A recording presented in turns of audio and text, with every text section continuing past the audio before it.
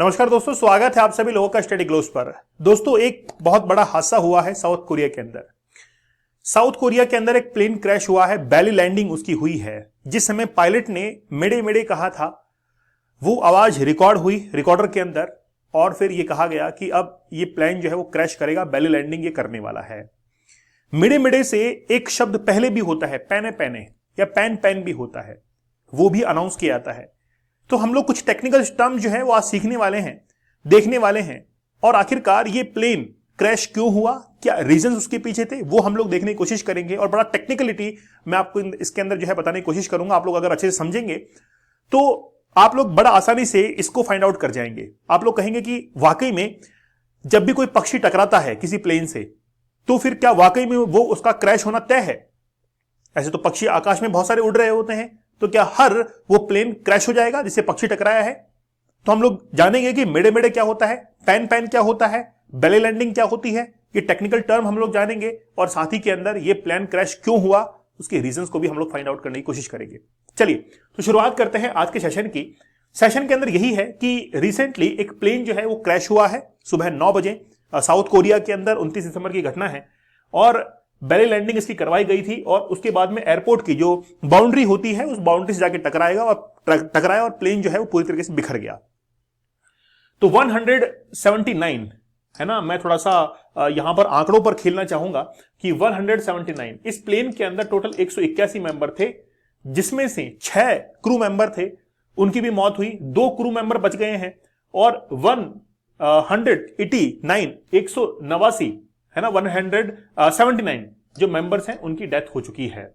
ठीक है, ये जो एयरलाइंस थी वो थी जेजू एयरलाइंस जो कि क्रैश हुई है, और ये जो प्लेन था वो था बोइंग 737-800 ये प्लेन था और माउन इंटरनेशनल एयरपोर्ट पर ये क्रैश हुआ विदाउट लैंडिंग गियर। इसमें कोई भी लैंडिंग गियर जो है वो खुला नहीं और उसके बाद में ये क्रैश कर गया। जो बाइडन जो है उन्होंने कंडोलेंस जो है वो बताया है कि ये बहुत दुखद हादसा है। भारत की तरफ से भी एक मैसेज जो है वो किया गया, लेकिन साउथ कोरिया के अंदर 7 दिनों तक इमरजेंसी वहां पर अनाउंस कर दी गई है ना, और 7 दिनों तक राष्ट्रीय शोक भी जो है वो अनाउंस किया गया है। राष्ट्रीय शोक अनाउंस किया गया कि देखिए बहुत बड़ी दुर्घटना है, एक साथ ही वहां पर इतने सारे लोग मरे हैं। दोस्तों, आप लोग हमारे इस 100 डेज के चैलेंज को ज्वाइन कीजिए, क्योंकि अभी न्यू ईयर की सेल चल रही है और काफी डिस्काउंटेड प्राइस में ये आपको मिल रहा है। 100 दिन का चैलेंज आपकी जिंदगी बदल देगा, मेरा आप लोगों से वादा है। इस 100 दिनों के चैलेंज के अंदर आप वो कुछ सीख पाएंगे जो कि आज तक आप लोगों ने कभी भी अपने खुद के ऊपर एक्सपेरिमेंट नहीं किया होगा। आज आप लोगों के पास में ये 100 डेज बचे हैं, या फिर हम लोग कहें कि 100 डेज आपके पास में अभी है, कल पता नहीं हो कि ना हो, आपके पास में समय ना हो या फिर ये मौका दोबारा आपके पास में ना आए। इसलिए आज ही अपनी लाइफ को चेंज करने के लिए कदम उठाइए।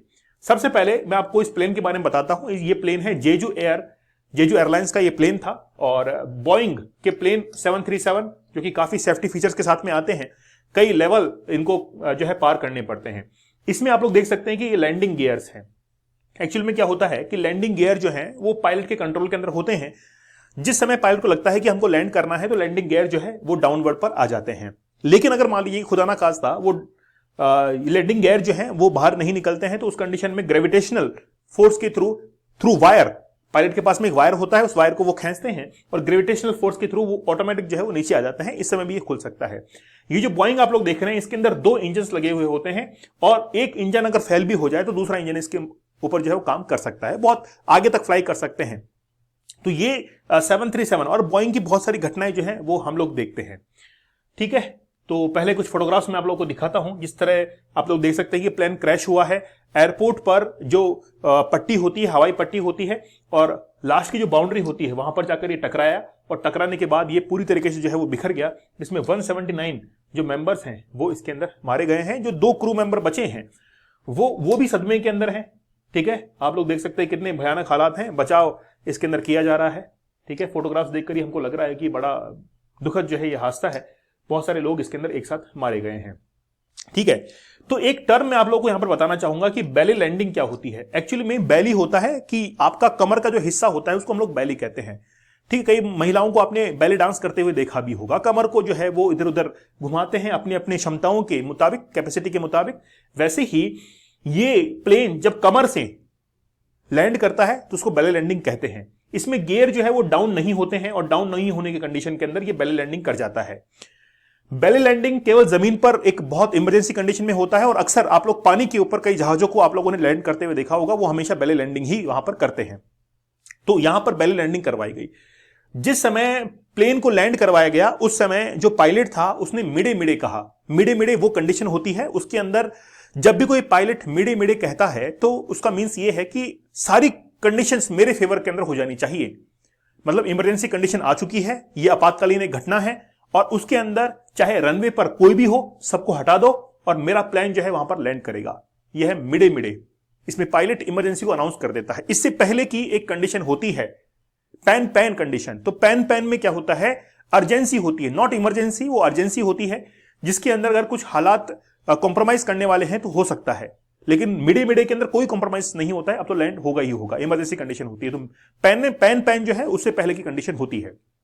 ठीक है, तो इस समय इसकी जो है बेली लैंडिंग करवाई गई। उसके बाद में जो जेजू एयरलाइंस के जितने भी एम्प्लॉइज वहां पर थे, इन्होंने सिर झुकाकर माफी मांगी कि ये हमसे गलती हुई है और लैंडिंग गियर जो है वो खुले नहीं और इतने सारे लोग जो है उसके अंदर मारे गए हैं। अब अलग अलग देशों से अलग अलग कंडोलेंस मैसेज जो है वहां पर पहुंचे। ओके, अब ये जो जेजू एयरलाइंस है एक्चुअली में हुआ क्यों हादसा, देखिए पक्षी जो है वो आकर इसके इंजन से टकराया।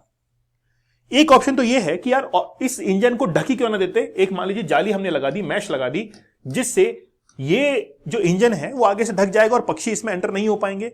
लेकिन एक्चुअल में क्या होता है कि इसकी एफिशिएंसी के ऊपर इफेक्ट पड़ता है। अगर वहां पर कोई मैश लगा दी गई है, जाली लगा दी गई है, तो ये प्रॉपर जो है वो अपना एयर जो है वो नहीं ले पाता है और उसको बाहर पीछे की तरफ नहीं निकाल पाता है। इसकी एफिशिएंसी के ऊपर इफेक्ट पड़ता है। दूसरा क्वेश्चन ये भी है कि यार पक्षी तो हवा के अंदर आकाश में बहुत सारे हैं, हर दिन टकराते होंगे। बिल्कुल, हर दिन जो है वो बहुत सारे पक्षी जो है वो टकराते हैं, बर्ड्स जो है वो हिट करते हैं। लेकिन एक्चुअल में डिपेंड करता है कि वो जो बर्ड है उसने कहां पर हिट किया है। अगर वो विंग्स पर कहीं पर भी हिट कर रहा है तो तब तो चलेगा, लेकिन अगर वो इंजन पर हिट कर रहा है तो भी चलेगा। लेकिन अगर इंजन में हिट करके वो इंजन के अंदर चला गया है और उसकी जो रोटर होती है, रोटर ब्लेड होता है ना, रोटर होती है, उसके अंदर जाकर वो फंस गया है, तो फंसने के कारण क्या है कि जो शाफ्ट होती है उस शाफ्ट का जो क्लियरेंस वॉल्यूम होता है उसके अंदर जाकर वो फंस जाता है और जैसे फंसता है तो वो शाफ्ट जो है वो रोटेट नहीं कर पाती और वहीं पर इंजन जो है वो रुक जाता है। ऐसा ही इस कंडीशन के अंदर हुआ है कि वो जो बर्ड था वो जाकर फंसा और उसने एक इंजन को स्टॉप कर दिया। लेकिन बात यह है कि यार दूसरा इंजन इससे काम करना चाहिए था, ठीक है। लेकिन एक्चुअली में क्या है, टेक्निकल जो चीजें होती हैं वो एक दूसरे से कनेक्टेड रहती हैं। हो सकता है कि ये जो इंजन फेल हुआ, इंजन फेल होने के कारण जो लैंडिंग गियर तक जो भी कनेक्शन जा रहा था वो लैंडिंग गियर का कनेक्शन खराब हुआ और उसके कारण ये लैंडिंग गियर जो थे वो डाउनफॉल हो ही नहीं पाए। अच्छा, इसमें फिर मैंने आपको दूसरा और बताया था कि ग्रेविटेशनल फोर्स का इसमें यूज कर सकते थे। पायलट ने ये कहा कि वो जो वायर था जिसके थ्रू अगर खींचकर इन लैंडिंग गियर्स को नीचे कर सकते थे वो भी काम नहीं कर रहा था और उसी पर फिर पायलट ने मिडे मिडे कहना शुरू कर दिया, जो कि लास्ट की कंडीशन होती है। ये तमाम बातों की जानकारी आखिरकार मिली कहां से, ये जो जानकारी मिलती है एक्चुअली में ये जो ऑरेंज कलर का बॉक्स है वहां से जानकारी मिली। ये रिकॉर्डर होता है, फ्लाइट रिकॉर्डर इसको हम लोग कहते हैं। तो स्टील या टाइटेनियम का बना हुआ इलेक्ट्रॉनिक रिकॉर्डिंग डिवाइस होता है जिसको फ्लाइट रिकॉर्डिंग कहा जाता है। यह दो तरह के होते हैं, फ्लाइट डेटा रिकॉर्डर एफडीआर और एक होता है सीवीआर कॉकपिट। तो देखिए ये जो कॉकपिट वाला होता है सीवीआर, ये आगे की तरफ फिट होता है कॉकपिट के अंदर और ये फ्लाइट डेटा रिकॉर्डर जो कि पीछे की तरफ फिट होता है। अब इसको ढूंढने की कोशिश की जा रही है कि आखिरकार ये जो फ्लाइट रिकॉर्डर सिस्टम है इसको ढूंढ लिया जाए, रिकॉर्डिंग सिस्टम को, और देखा जाए कि एक्चुअली में उस समय पायलट क्या कह रहा था। एफडीआर हवा की स्पीड, ऊंचाई, ऊपर जाने की स्पीड और फ्यूल फ्लो जैसी करीब 80 गतिविधियों को प्रति सेकंड रिकॉर्ड करता है। इसमें 25 घंटे का रिकॉर्डिंग स्टोरेज रहता है, तो 25 घंटे तक ये अपने रिकॉर्डिंग सिस्टम को बनाए रखता है। सीवीआर कॉकपिट की, यानी कि कॉकपिट के अंदर जो आवाजें हैं उसको रिकॉर्ड करता है सीवीआर, जिनमें पायलट की आपस की बातचीत और उनके एयर ट्रैफिक कंट्रोल से हुई बातचीत भी इसके अंदर शामिल होती है कि पायलट आपस में क्या बात कर रहे हैं और एटीसी जो है एयर ट्रैफिक कंट्रोल, उनके साथ में क्या बातचीत चल रही है। ब्लैक बॉक्स की मजबूती चेक करने के लिए एक्चुअली में क्या होता है, ब्लैक बॉक्स भी होता है, आपने ब्लैक बॉक्स भी सुना होगा।